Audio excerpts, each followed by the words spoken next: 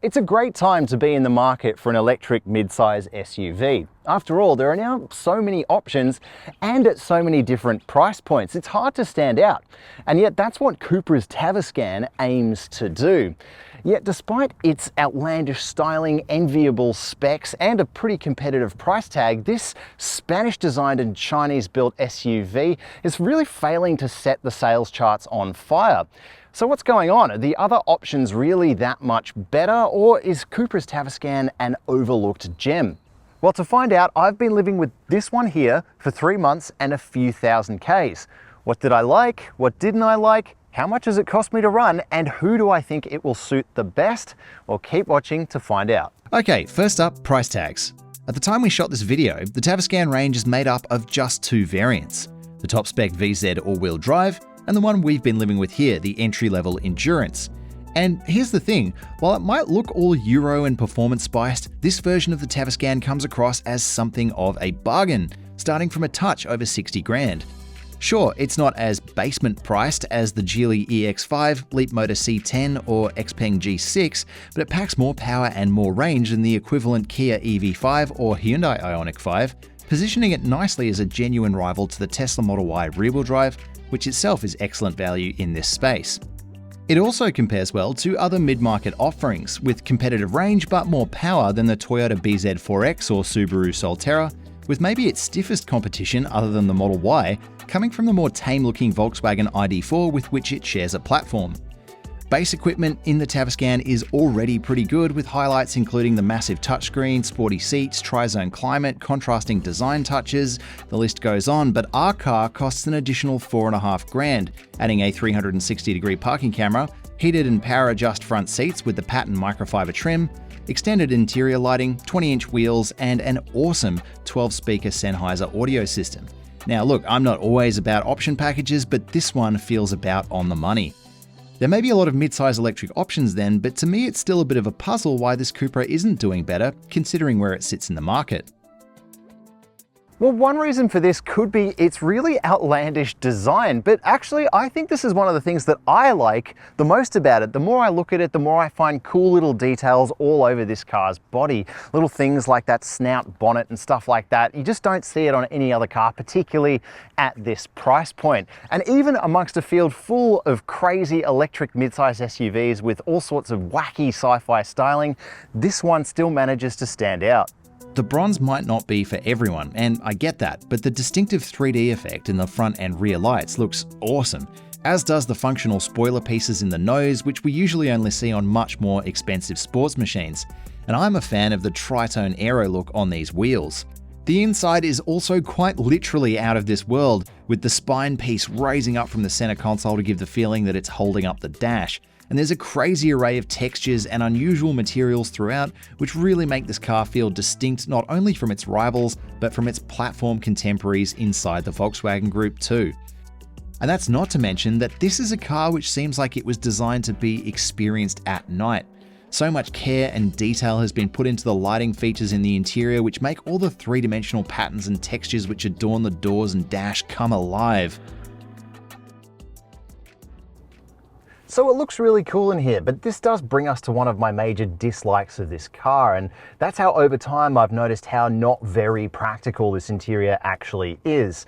And that's the thing, because if you went and test drove this car at a dealer, you're not going to notice it straight away, because what you will notice is how good the ergonomics are. So these seats are really nice. They're made of this like recycled material. You sort of sink into them.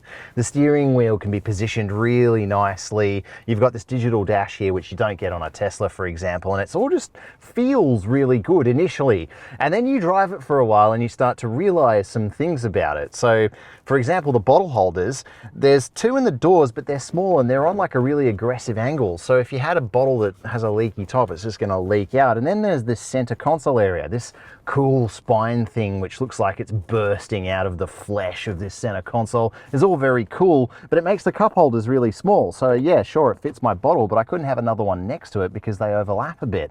And then there's this area down here. So there's a wireless charger. That's all very cool, but it's centered. Very aesthetic, but it takes up all of the room. So where there could be quite a useful storage bay, there's just no room left for anything other than your phone.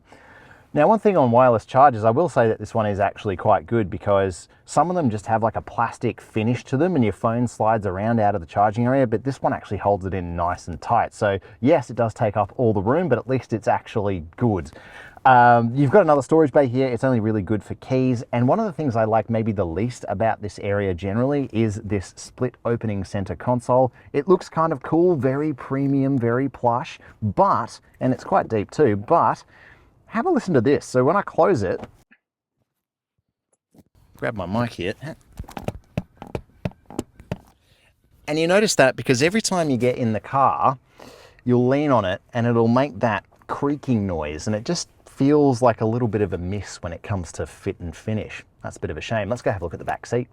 Oh, actually, before we do, I forgot to mention this big multimedia screen. So the design of this car makes it feel almost Tesla-like in that it's quite minimalist, all centered around this big screen. It's slightly driver-oriented, which is very sort of cool, and it's very close to your hand, so it's actually easier to press all of the buttons on it. However, again, you've probably noticed there's no actual physical hardware on here, so you have to deal with these touch panels, which Volkswagen was widely criticized for when it launched these new touchscreen panels in a lot of its cars, including in cars from brands that it owns, like Cupra.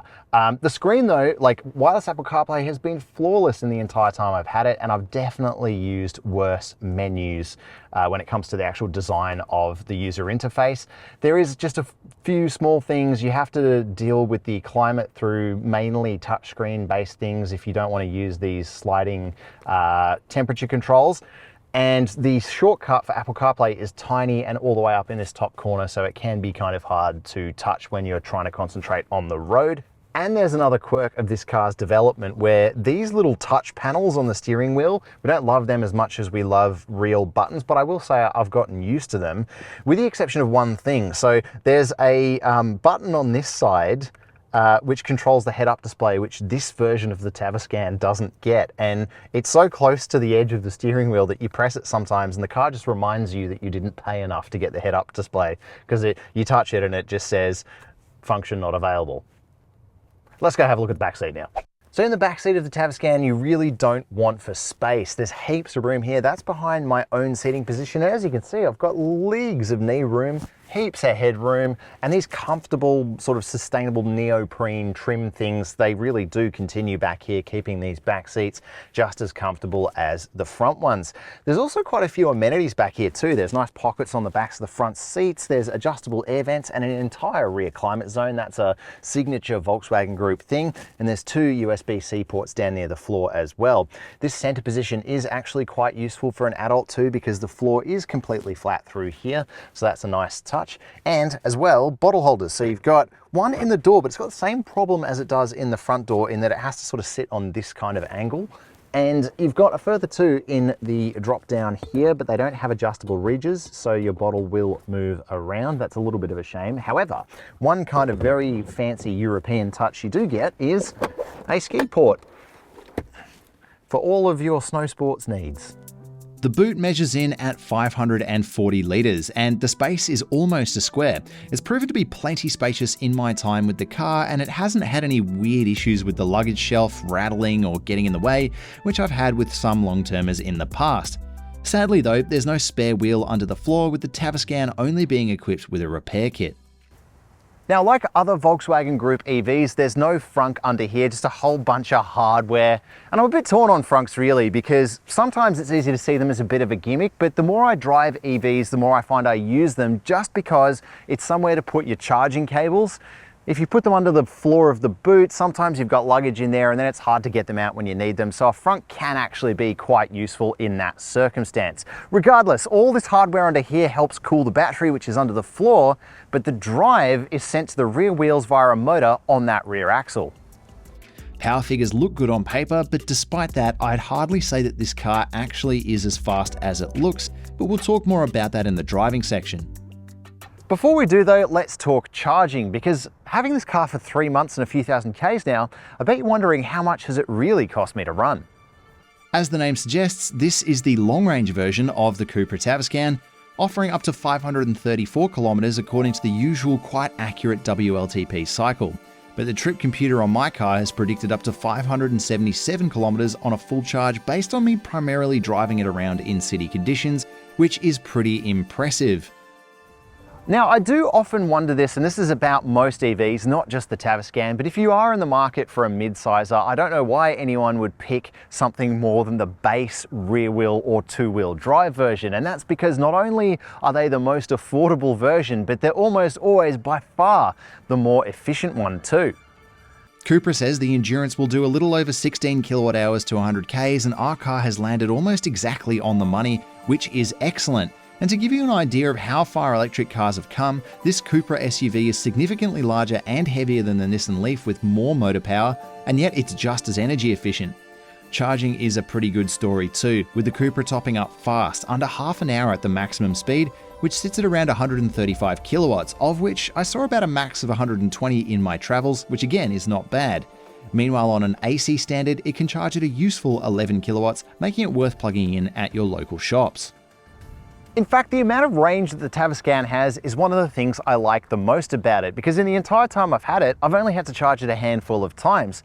And it's cost me around about $100. And keep in mind, I can't charge at home, so that's on the public network where charging is at its most expensive. Okay, so before we set off in the Tavascan, I should mention the startup procedure for this car because it is kind of cool. You just sort of hop in it and there's a pressure sensor in the seat and the car is ready to go. You just put it in drive with the stalk mounted shifter and off you go. There is an override. There's a stop-start button on the column of the steering wheel, which is good because you can manually turn the car off if you don't want it on, or you can manually turn it on if you don't want it to turn off as soon as you get out of the car. And it's one of those nice things with EVs that they don't really need a stop-start button, but it's good that this car has both because it's a bit unsettling in Teslas when you don't have one. Anyway, let's set off. Okay, so driving the Tavascan has actually been one of my highlights because not only is it so easy going in terms of just hopping in and being able to drive it straight away, but in terms of electric SUVs, there's so little that this car has done wrong in my entire time of driving it. It's just lots of little things that it actually gets quite right. And I think it's one of those cars that if you're hopping out of a combustion midsize SUV, it's a really easy swap because it's not doing anything outrageous or outlandish. It's really quite familiar and easy to drive. But that's not to say that there aren't standout elements, and a few for me include the steering. So every Tavascan gets the signature progressive steering tune as standard. Now, this will be familiar from other Volkswagen Group vehicles, but Cupra gets its own version of progressive steering that is really nicely balanced. Now, it's not Porsche levels of crazy in terms of driver connection, but it's a really nice balance of electrical assistance and also communicating enough feeling back through those front wheels to you so that you know what's going on. It's an excellent steering tune and really helps set the Tavascan apart from other electric midsize SUVs, many of which are overly electrically assisted or simply too firm. And almost the same story goes for the ride in this car. I think generally Volkswagen Group vehicles are pretty good when it comes to ride quality, but the Tavascan is excellent for a mid-size electric SUV too, and that's just because with 77 kilowatt hours of usable battery under the floor here, I mean, that's a lot of weight being tossed around. And it's not as though you can't feel that. There is an element of this car tossing its weight side to side in the corners sometimes, but overall, I think it strikes such an excellent balance of immediate bump response and controlling that weight. It does have a slight sponginess to it, so it doesn't feel too firm when you've got the suspension loaded up, but at the same time, it's also got a firmness to it to try and control that weight. Again, it's a really tough balance to strike for an electric midsize SUV, and I think the Tavascan does it better than most. The other thing to note about this car is while it might look pretty aggressive and have some pretty impressive specs for its motor, it doesn't actually feel very quick. And that's because there's a very sort of tame response from that accelerator pedal. You're not getting the breakneck acceleration that you might get even on a base Tesla Model Y. You're getting something that's a little more tuned and deliberate in the way it delivers power. And that's so that it's a bit nicer to drive, I think. But that's not to say that the Cupra doesn't have things that help make it feel a little bit sportier than some other electric midsizes, and that's again down to that suspension tuning and the steering. It holds onto the corners really nicely too, because it's got a pretty high-end Continental, even though it's an eco tire, it's still a pretty high-end grippy tire, and I've really appreciated that in the time that I've had the car. So where does it rate in the pantheon of electric mid-size SUVs that I've driven? Well, I think this is sharper and a bit keener to drive than the Volkswagen ID4 or ID5, although it is very similar. I think it's much more connected to the road than something like a Kia EV5 or Kia EV6. I think this is a bit more of a keen driver's car than those two, although those two do offer a little bit more of that electric driving sort of nature to them. But actually, I think I still prefer the Mustang Mach-E, which I think is a bit of a controversial opinion, but I quite like that Mustang Mach-E. I think it had a lot of traits that I quite personally preferred to it, so I think it's worth driving at least a couple before you decide. It's not like you're short of any choices, but I will say, even though you can save a bit of money by picking something like a Leapmotor C10, this car is pretty much better at everything. It handles better, it's got a less annoying safety suite, it's much more natural to steer, and I think those are all things that will have to continue to set European automakers apart from a lot of these new Chinese players. But wait, there's more to talk about, because of course you're going to want to know how annoying the active safety suite is. This car does have a lot of active safety features. I'm not going to rattle through all of them now. Make sure to check out our full review over at carsguide.com.au for more details. But having now driven this car for the 3 months and several thousand Ks, I really like how not annoying this car is. Its safety suite is so well tuned. Yes, it's got lane keep assist, but it's not constantly tugging on the steering wheel. It's only when you really are going to drive out of your lane that it intervenes.